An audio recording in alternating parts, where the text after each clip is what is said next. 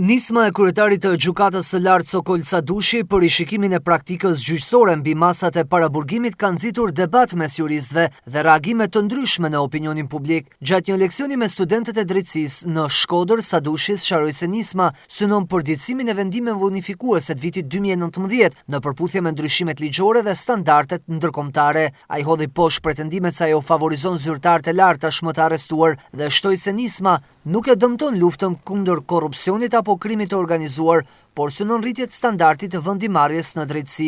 Nisma e marrë nga kryetari i Gjykatës së Lartë për sa i përket ndryshimit të vendimit unifikues, nuk është që të përmbysi vendimin e njësues. Dhe kjo është shumë e rëndësishme. Ajo është një nisëm për të bërë një ndryshim të pjesshëm. Ai është një vendim i mirë. Për ta thënë në parim bileshtën dhe në nisëm.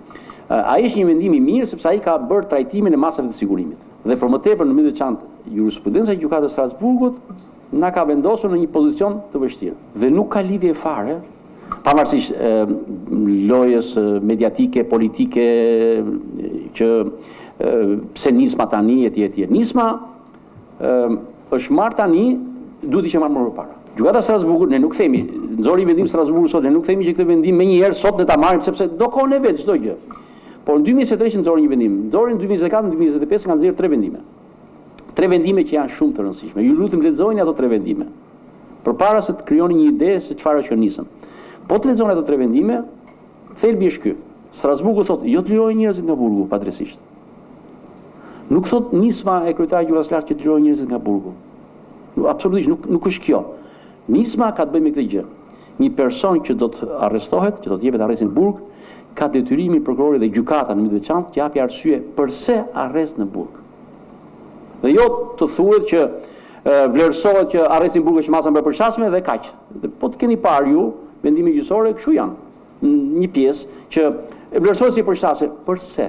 Ne nuk themi që të dalin njerëz nga burgu, sepse kjo është e papranueshme dhe kjo nuk lidhet fare me faktin që kjo nisëm do të shërbej, do të jetë kundër luftës që bëhet ndaj korrupsionit dhe krimit të organizuar dhe ndaj krimit, absolutisht. Është përkundërzi. Gjatë fjalës së tij ai solli në vëmendje dhe problematikën e mbipopullimit të burgjeve, ku rreth 58% e burgosurve janë në paraburgim, një nga nivelet më të larta në Europë. Sipas kreut të Gjykatës së Lartë, pjesa dërmuese e tyre janë qytetarë të zakonshëm dhe jo zyrtarë të lartë. Të gjithë raportet ndërkombëtare po e kritikojnë Shqipërinë, po i thonë, shikoni, keni paraburgime të gjata, keni mbipopullimet e burgjeve. Ata nuk thonë lirojeni nga burgjet njerëzit.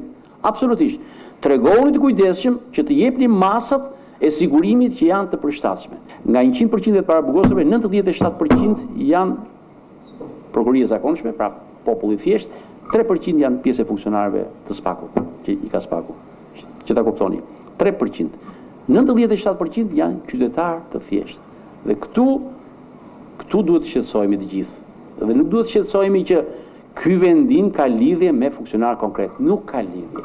Besimi në drejtësi mbetet i ulët, theksoi Sadushi, duke shtuar se vakancat në sistem kanë krijuar probleme, ku vonesat në dhënien e vendimeve janë një prej shqetësimeve kryesore. Vonesa në drejtësi është sot një nga problemet më të mpreta që has qytetari shqiptar. Ka çështje që presin me vite për të marrë një përgjigje. Ka qytetarë që kanë humbur besimin, jo sepse vendimi ishte i padrejtë, por sepse u dha kaq vonë sa humbi vlerën që duhet kishte për të. Ai foli hapur për presionet e drejtpërdrejta nga politika, nga media dhe vetë opinioni publik. Pavarësia sot kërcënohet jo vetëm nga presionet e jashtme nga politika, nga biznesi, por edhe nga një rrezik më i heshtur, konformizmi. Ka gjyqtarë që nuk janë nën presion nga askush, por gjithsesi zgjedhin rrugën e lehtë. Zgjedhin vendimin që nuk u krijon probleme. Dhe jo vendimin që është i drejtë. Kjo është një formë e heshtur e humbjes së pavarësisë. Kreu i Gjykatës së Lartë ishte i pranishëm në Universitetin Luiç Gurakuçi, ku foli mbi temën drejtësia përballë polarizimit, pavarësia, përgjegjshmëria dhe besimi publik. Ky universitet, dhe në veçantë Fakulteti i Drejtësisë Universitetit të Shkodrës, ka një eksperiencë mjaft të mirë në prurjet në drejtim të shkollës së magjistraturës. Për shumë vite ka qenë ndoshta ndër fakultetet kryesore që ka furnizuar atë shkollë, me studentë të cilët kanë qenë pjesë e auditorëve të shkollës së magjistraturës dhe sot janë pjesë e sistemit të drejtësisë. Kështu që prezenca ime këtu është edhe për t'ju motivuar.